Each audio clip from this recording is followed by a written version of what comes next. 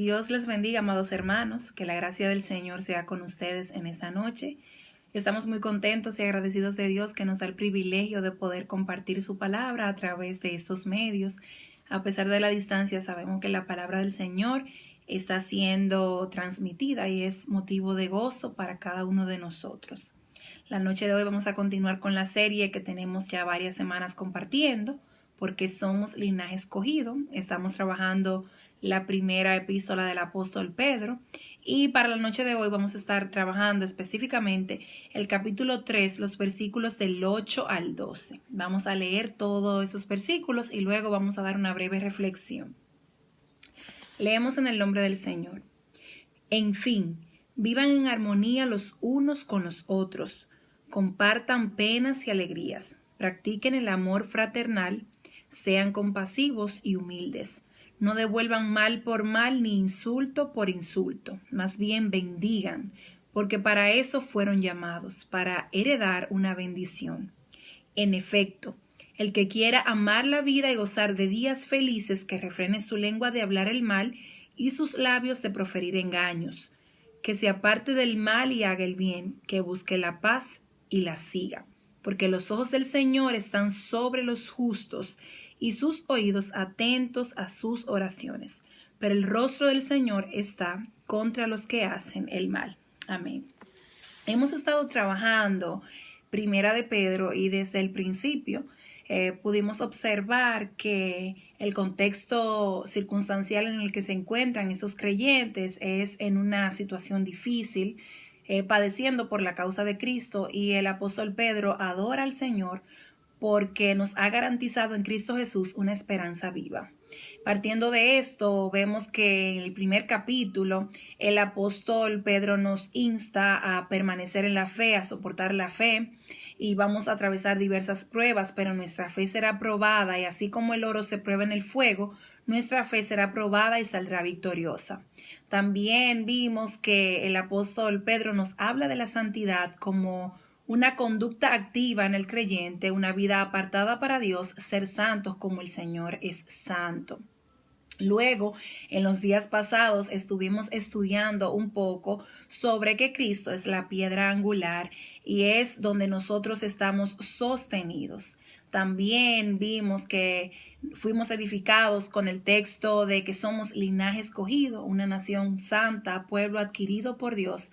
Estamos llamados a anunciar las virtudes de aquel que nos llamó de las tinieblas a la luz admirable.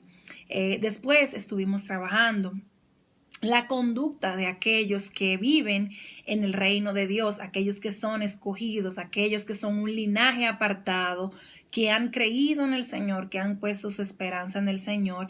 Y en los últimos días hemos visto a nuestros hermanos predicar sobre la conducta del creyente y su relación con los superiores, con los gobernantes, que debe ser una actitud de sumisión, de respeto, de amor, de entrega total y humildad. Antes de ayer estuvimos viendo el tema de el hogar, del matrimonio, de la familia, y cómo es que el reino, los ciudadanos del reino de Dios viven de acuerdo a el orden de Dios en su dinámica familiar. Entonces, en esta noche vamos a estar trabajando específicamente esas cualidades del reino que nos van a poner en situaciones donde nos tocará muchas veces sufrir por el bien, pero son cualidades que los creyentes debemos tener y practicar, porque es parte de nuestra conducta en el reino. Y para poder entender de una manera más específica lo que venimos trabajando, hemos dividido esta reflexión en dos partes. La primera parte, la conducta de los ciudadanos del reino. Específicamente vamos a hablar de la unidad y el amor, y si vemos los versículos 8 y 9 que ya leímos, ahí nos habla el apóstol Pedro que como creyentes debemos tener un mismo sentir. Tenemos que tener una armonía los unos con los otros. Debemos procurar pensar lo mismo, sentir lo mismo, trabajar en pos de lo mismo, y eso se logra con la mente de Cristo.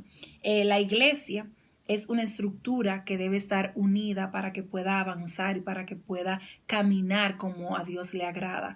Y eso requiere que todos los ciudadanos del reino tengamos una actitud de unidad y amor, donde podamos compartir las penas y las alegrías, estar en constante amor, un amor fraterno, un amor desinteresado, un amor que se desprende siendo compasivos y misericordiosos, mirando al hermano, mirando la prueba del hermano como mía, poniéndome en el lugar del otro y teniendo una conducta hacia los otros que sea digna del amor de Cristo, porque el Señor Jesús nos dijo en Juan 13:35 que conocerán que somos sus discípulos en que el amor de Cristo, porque el Señor Jesús nos dijo en Juan 13:35 que conocerán que somos sus discípulos en que nos amemos los unos a los otros. Entonces, el amor fraterno, la unidad, debe ser una conducta activa en la vida de los ciudadanos del reino.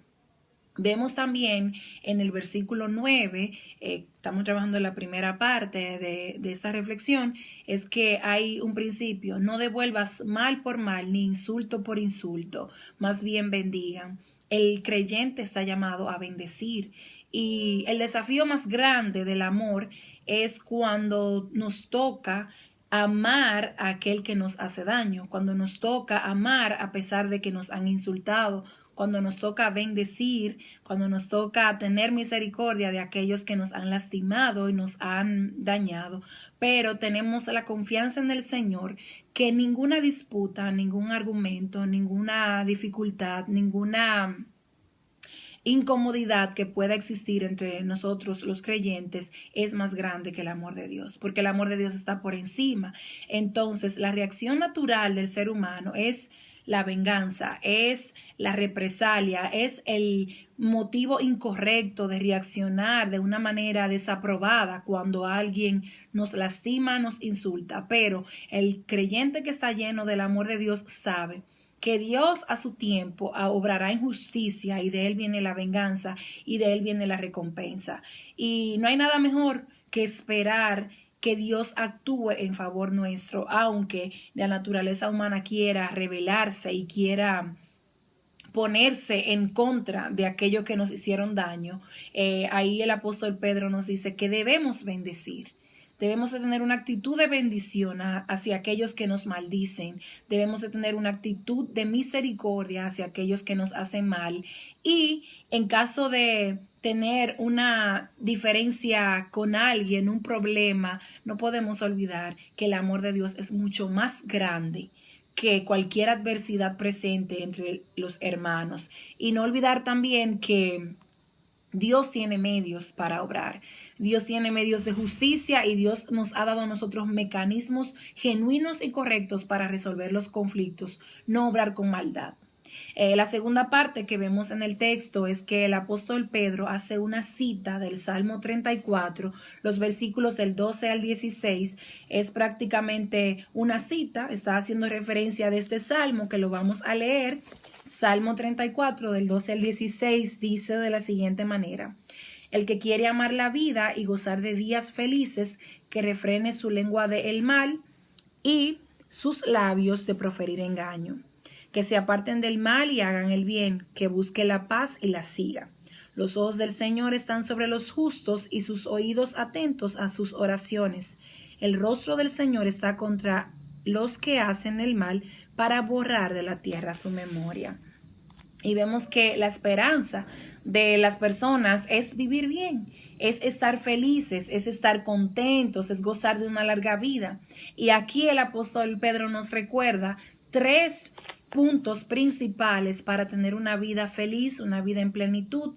Y el primero es refrenar su lengua del mal y no proferir engaño. Y qué interesante esa relación que existe entre dominar nuestra lengua y dominar nuestras palabras de las cosas incorrectas, no proferir engaño y solamente expresar la verdad. ¿Qué conexión hay entre una vida plena y feliz con el guardar nuestra lengua y apartarnos de decir palabras, de decir engaño, contra mi hermano, de mentir, de chismear, de usar mi boca para maldecir, de usar mi boca para lo malo. Es una relación muy especial porque nos recuerda que nosotros los creyentes tenemos un llamado a conducirnos de una manera diferente, incluso con nuestras palabras. Nuestra boca debe estar llena de alabanzas, de bendición, de lo bueno, porque de la abundancia del corazón hablará la boca. Entonces, para tener una vida plena y feliz, una vida en plenitud en el Señor, debemos refrenar nuestra lengua, nuestra boca, dominar nuestras palabras y pedirle al Señor que controle lo que decimos.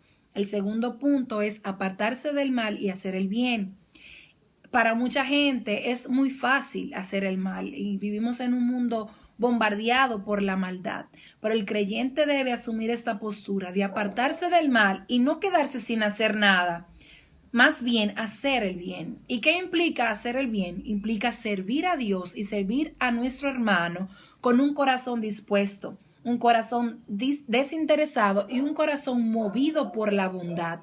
¿Qué nos mueve a nosotros al momento de actuar y de servir a nuestro hermano? Es el amor de Dios, es la misericordia de Dios. Entonces, apartarnos del mal y no quedarnos solamente en no hacer lo malo, sino hacer lo bueno, hacer lo correcto delante de Dios, llevar a cabo una vida que glorifique al Señor con nuestras acciones y bendecir a mi hermano, a mi hermana con mi estilo de vida. Y lo tercero es busque la paz y sígala. Dedicarnos a todo aquello que conduce a la paz, aquello que para Dios es grato, aquello que para Dios es bueno, vivir en amor, vivir en humildad, edificándonos los unos a los otros, evitando los conflictos, evitando los problemas innecesarios, evitando la maldad, evitando la discordia y buscar la paz. Dejar que Dios entrone y reine en nuestras conversaciones, en nuestro diario vivir, en nuestras relaciones interpersonales. Eso es buscar la paz y seguirla, ir donde hay paz. No ser promotor de conflictos, sino ser promotor de paz y de bondad, de quietud, de calma. Podemos ver finalmente que los ojos del Señor están sobre los justos y sus oídos atentos a sus oraciones, pero el rostro del Señor está contra los que hacen el mal. Aquellos que viven para hacer el mal están lejos del Señor. El Señor no está con la maldad, está en contra de lo malo. Sin embargo, aquellos que viven practicando la justicia pueden descansar plenamente en que el Señor les está escuchando, en que el Señor está prestando sus oídos para escuchar las súplicas de aquellos que andan en justicia y en bondad.